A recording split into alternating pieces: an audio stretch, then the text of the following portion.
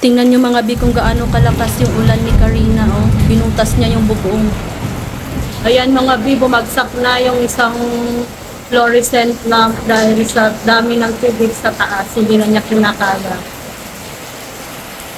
Nagdilim na naman ang kalangitan mga bi. Ayan oh, super lakas na naman niya.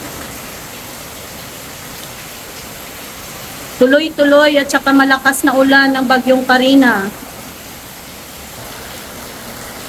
Kita nyo yan mga bi, kung kanina puro ulan lang, ngayon may kasama na siyang malakas na hangin. Ayan o.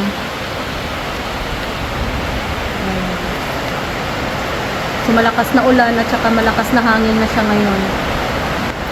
Kaya mag-iingat po tayo mga bi, wag na po tayong lalabas at saka bantayan natin yung ating mga area kung malapit na bang magbaha para makapag-ready tayo at makapag-evacuate sa mga matataas na lugar.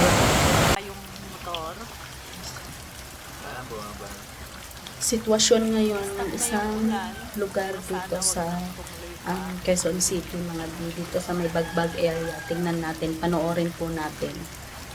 Si Doggy gusto niyang bumaba, kaya lang hindi siya makababa mga bi kasi nga bahana doon sa ilalim. So yung area na to ay malapit sa school, yung sa elementary school ng Bagbag.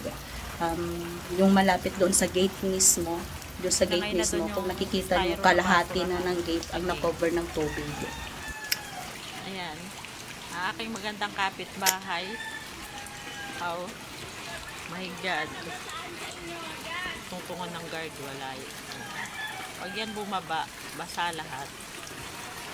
Kaya siguro umabot ng ganyan mga bi kasi nga may creek dyan sa area na yan, tsaka yung connected siya sa Tulyahan River. At ang Tulyahan River ngayon ay malapit ng umapaw mga bi. Tsaka kita nyo naman mga bi. Oh, inabot na yun.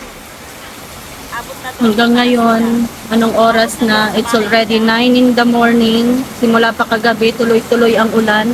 Hindi pa siya tumitigil. Kaya naman, maraming mga sapa ngayon, mga rivers, mga creek na umaapaw na, tsaka yung mga naiipon na tubig dahil na, syempre, naglabasan yung mga basura ngayon, na-trap sila, hindi makaagos ng maigi yung tubig. At saka, isa pa, nagpakawala rin ng tubig ang mga dam ngayon. Kaya mga bi, mag-iingat po, lalong-lalo na yung mga malalapit sa mga rivers. Yabantayan po natin yung mga ilog natin kasi maaaring anytime umapaw po ito ngayon. Nasa alert level na po. Ang dalawa lang sasakay! Dalawa lang!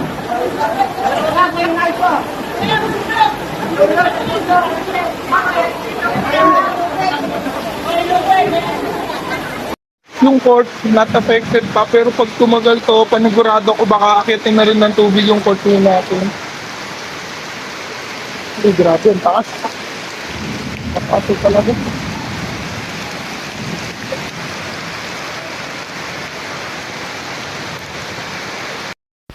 Kita nyo mga bi, yung tinaturo ng araw, yan po yung Tulyahan River. Malapit na siyang umapaw mga bi, kaya yung mga tao dito nagpapanik na po kasi kapag umapaw ang Tulyahan River na yan, sigurado bahang-baha na po yung mga area dito. Kaya naman yung mga tao dito na malapit sa mga river or sa mga ilog ay naghahanap na ng mga malilipatan na mas matataas na lugar, lalong-lalo na yung mga schools kasi yung schools yung pinakamadali nilang puntahan mga bi. Mas malaking problema kapag nagtuloy-tuloy to at saka kapag nagpakawala na ng tubig ang mga dam.